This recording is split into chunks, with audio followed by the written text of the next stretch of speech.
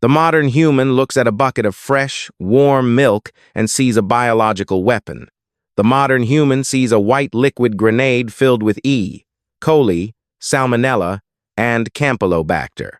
The modern mind has been trained to believe that unless the milk is boiled to 135 degrees Celsius, the milk is lethal. The modern doctor warns that a single sip of unpasteurized dairy is a game of Russian roulette with the intestines. The warning is clear: drink raw, and you will die. Yet, the medieval peasant drank this fluid every single morning. The peasant did not boil the milk. The peasant did not sterilize the udder with pharmaceutical-grade iodine.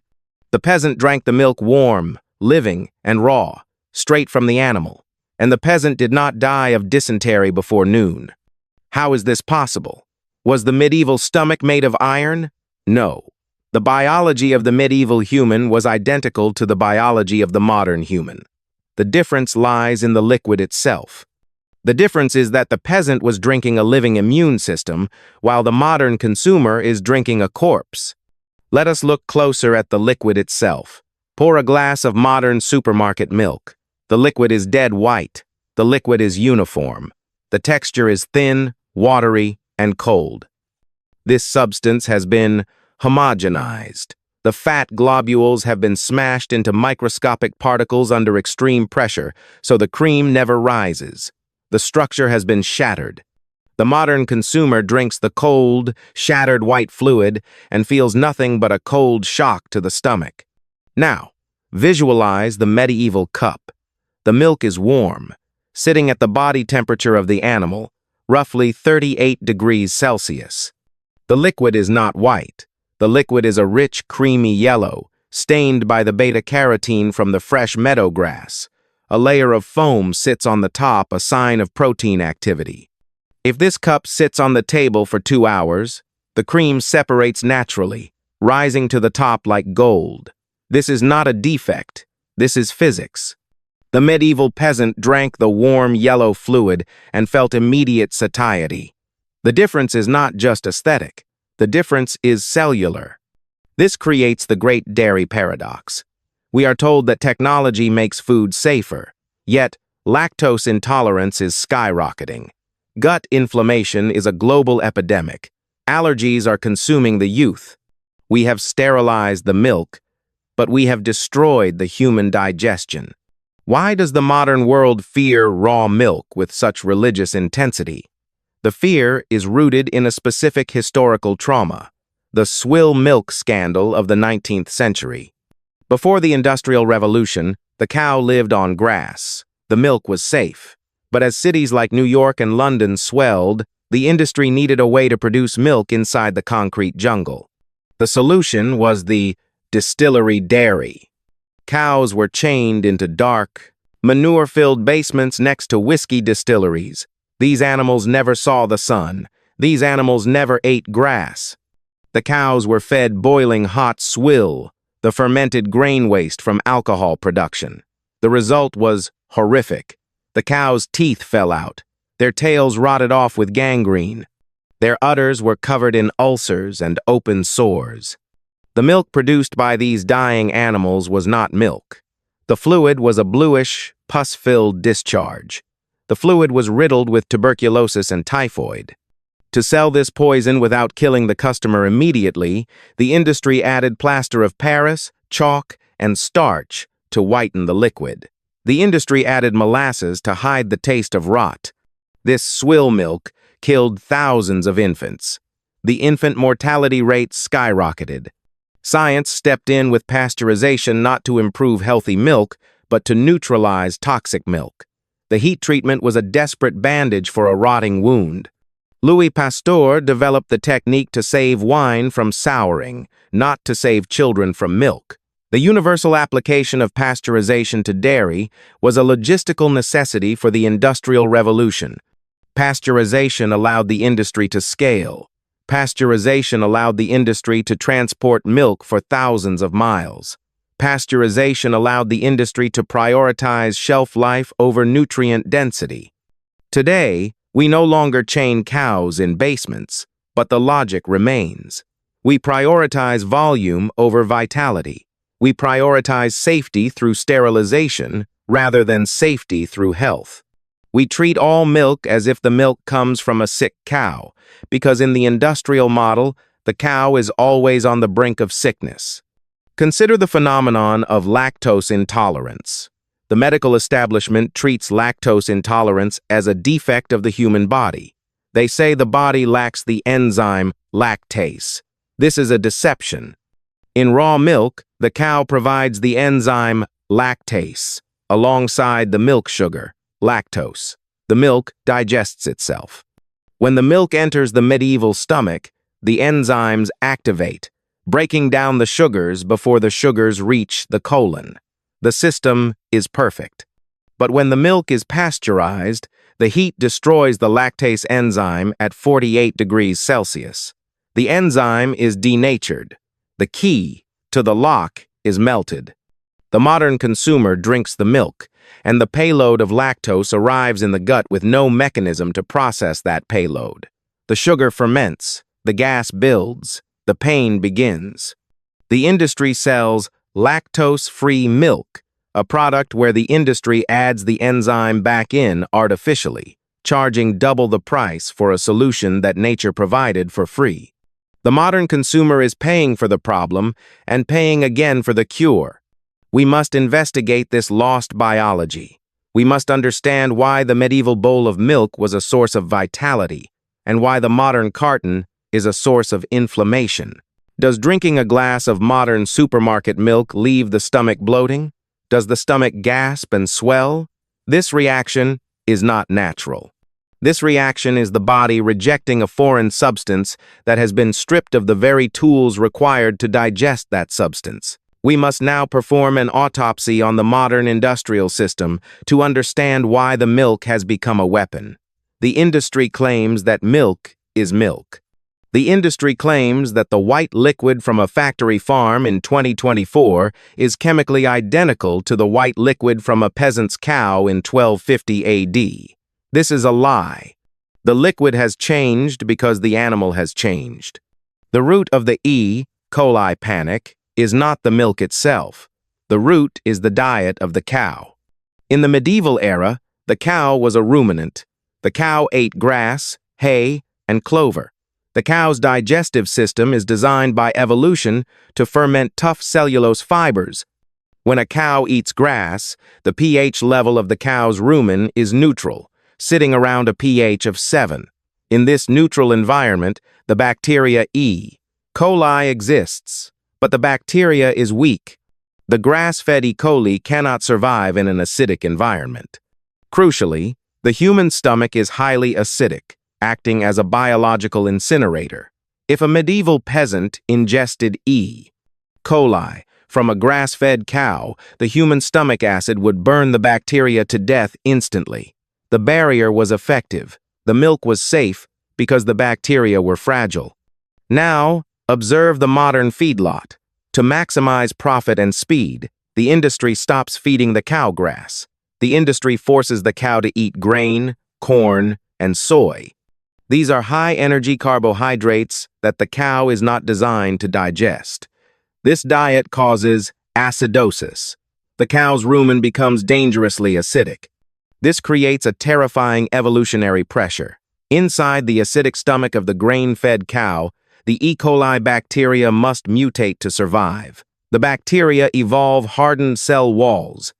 The bacteria become acid-resistant. This new Super E. coli strain O157 H7 is a monster created by human greed. When the modern consumer drinks milk or eats meat contaminated with this mutated bacteria, the human stomach acid cannot kill the invader. The Super E. coli laughs at the human acid, passes through the stomach, and colonizes the intestines, causing bloody failure.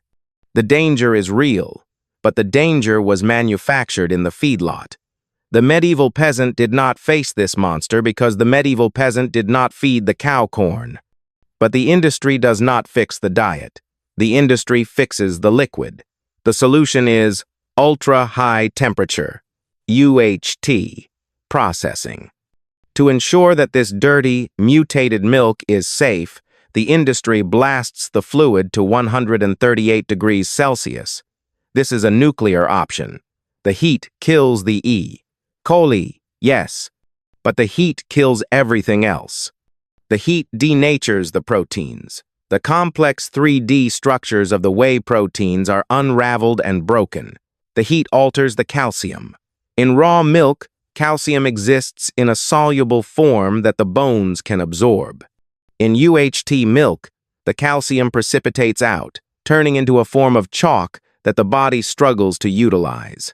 The modern consumer drinks the calcium, but the calcium ends up in the toilet, not in the skeleton. This explains the osteoporosis paradox. Populations that drink the most industrial milk often have the highest rates of bone fracture. The milk is now sterile. But in biology, sterile does not mean healthy. Sterile means dead. A dead liquid has no defenses. If you leave a carton of pasteurized milk on the counter, the milk does not sour. The milk rots. Putrefactive bacteria from the air land on the defenseless liquid and feast on the corpse. The smell is the smell of death. How did the medieval peasant survive without the boiler? The answer lies in the concept of competitive exclusion. Raw milk is not just food. Raw milk is a battlefield.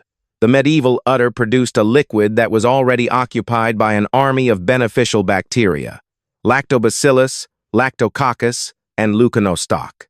Imagine the milk as a parking lot. In raw milk, every single parking spot is taken by a good guy. When a pathogen like salmonella or listeria drops into the milk, there is no food to eat. There is no space to multiply. The pathogen is starved to death by the native population. This is the competitive exclusion principle. The good bacteria outbreed and out-eat the bad bacteria.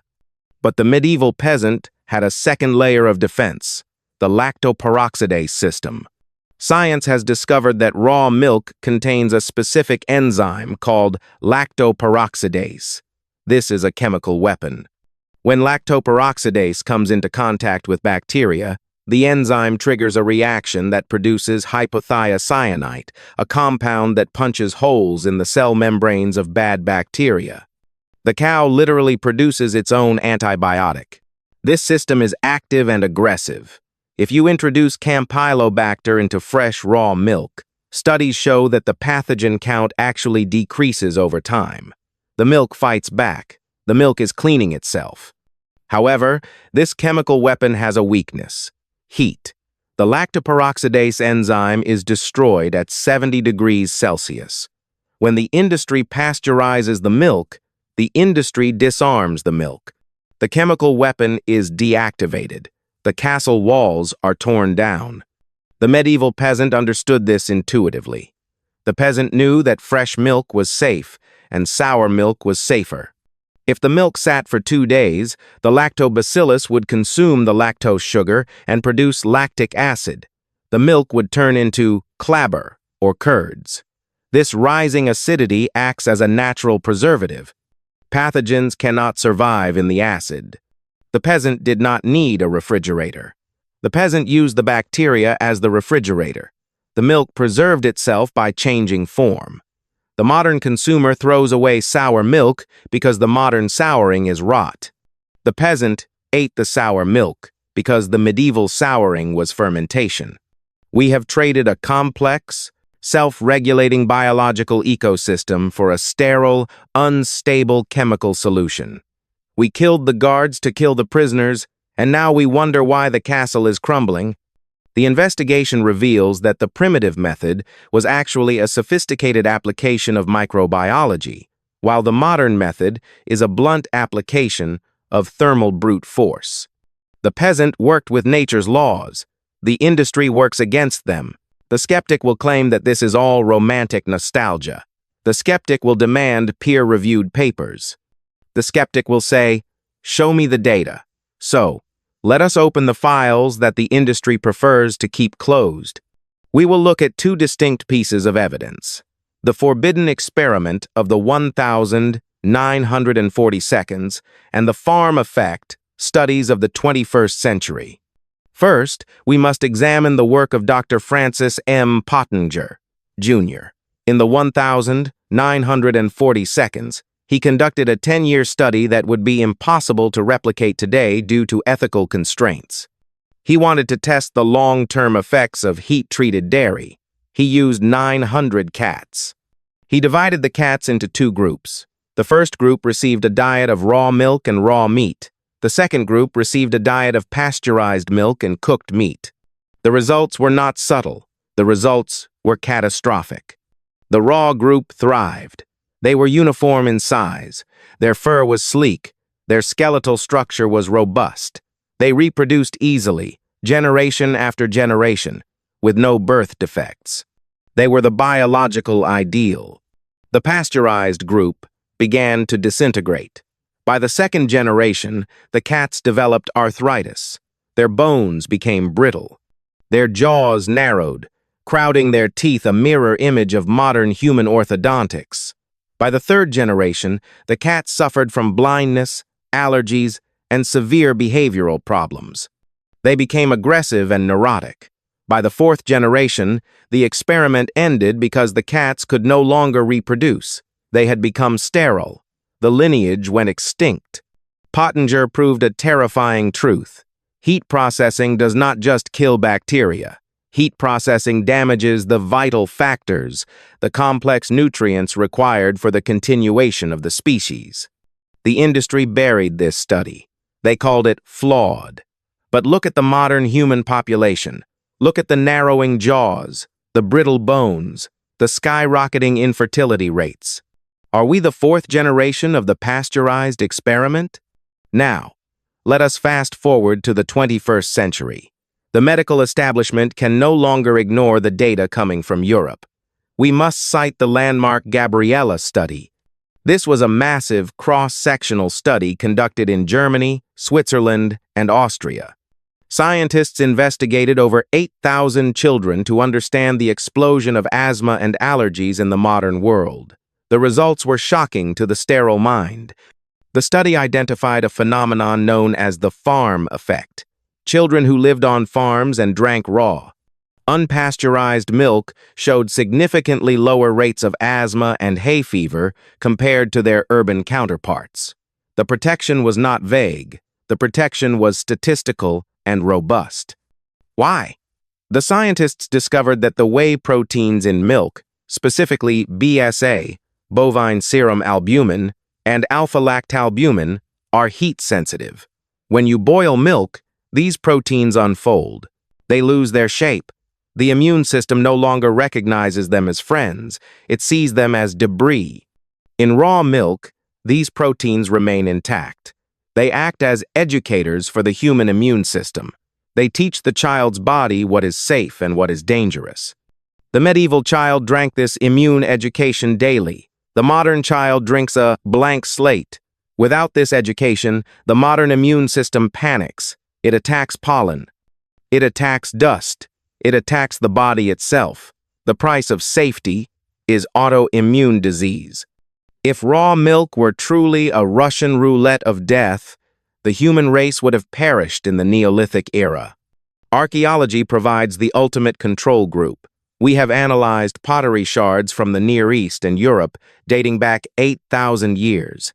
Using organic residue analysis, scientists have detected the specific lipid signatures of milk fat trapped in the clay matrix of these ancient vessels. This proves that humans have been processing and consuming dairy continuously for millennia. There were no refrigerators. There were no pasteurization plants. There was only the pot, the fire, and the bacteria. Here lies the evolutionary paradox.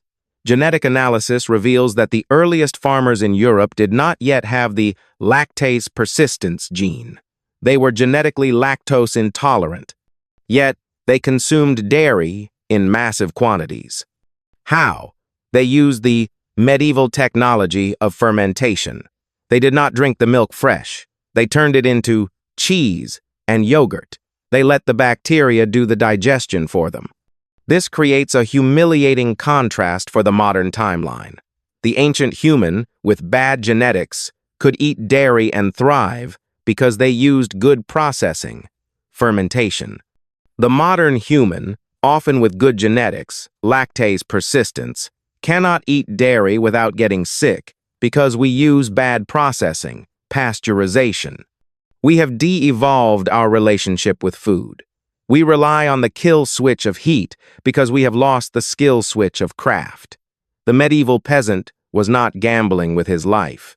He was operating a sophisticated biological machine that we have foolishly dismantled. The evidence is etched in the bones of the past and the allergies of the present. The danger is not in the raw milk. The danger is in our arrogance to think we can improve upon millions of years of evolutionary design with a flash boiler. So, how do we escape this sterile cage? How do we reclaim the vitality of the medieval gut without risking the hospital? The answer is not reckless abandon. The answer is calculated sourcing. You cannot simply walk into a commercial feedlot and drink from the bucket. That is suicide. You must follow the medieval protocol. Step 1. The source is the safety. You must find a farmer who practices pasture-based management. You are looking for a cow that eats grass, not grain. Remember the science. Grass creates a neutral pH stomach. Grain creates an acidic pathogen factory. When you visit the farm, look at the udders. Are they clean? Is the farmer washing them?